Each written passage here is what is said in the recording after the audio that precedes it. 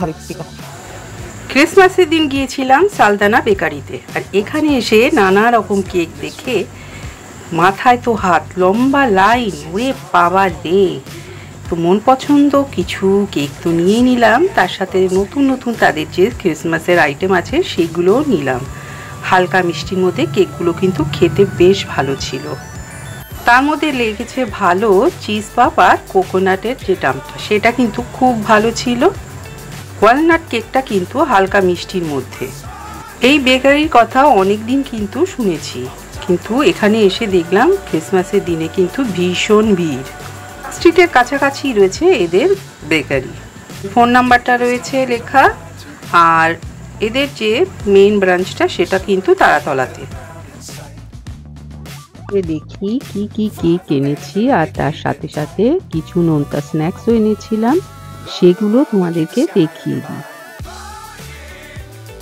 এদের প্রত্যেকটা আইটেমই ভালো আর খেতে কিন্তু ভীষণ সুস্বাদু। এই চিজ পাপটা এটা খেতে বেশ ভালো, আর এটাও যে সসেজ রোল ছিল সেটাও কিন্তু খেতে খুব ভালো ছিল।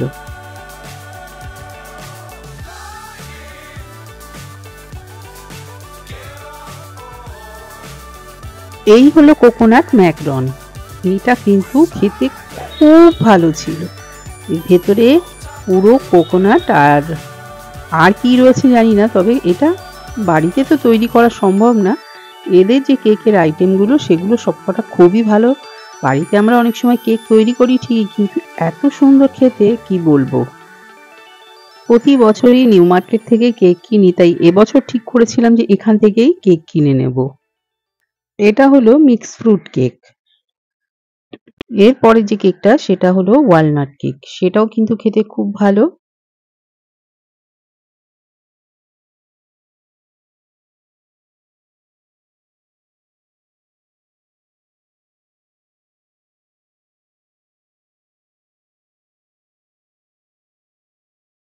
এইবার চলো কেটে ফেলি ওয়ালনাট কেকটা। এটা খেতে একেবারেই মানে অসাধারণ কেক। তার কারণ আমার ছেলের অফিস থেকে এই কেকটা একটা ছোট দিয়েছিল তো ক্রিসমাস উপলক্ষে।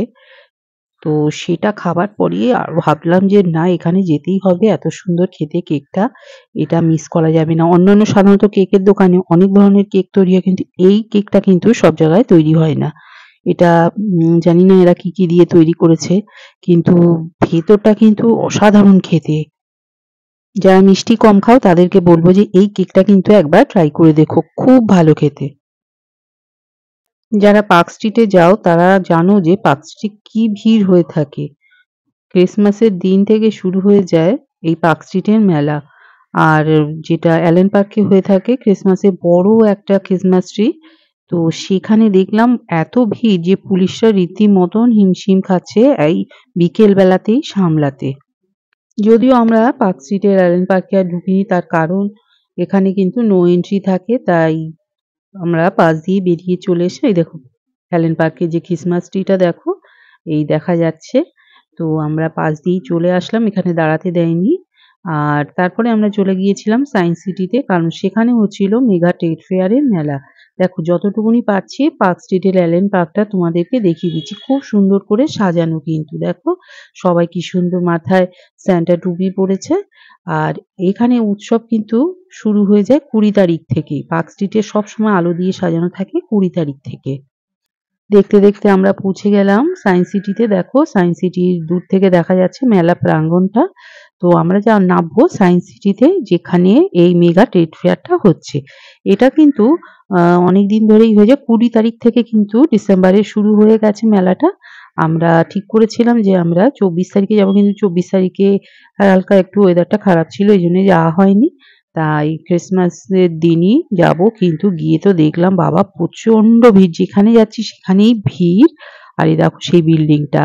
আচ্ছা, মেলাতে ঢুকে পড়েছি। মেলাতে ঢোকার পর আমরা অনেক কিছু কিনেছি। মেলার কিন্তু আলাদা আমি একটা ভিডিও তৈরি করেছি, যদি কেউ দেখতে চাও যে মেলাতে কি কি করলাম, তার জন্য কিন্তু তোমরা সেই মেলাতে ভিডিওতে গিয়ে দেখে নিতে। মেগা ট্রেড ফেয়ার লেখা আছে।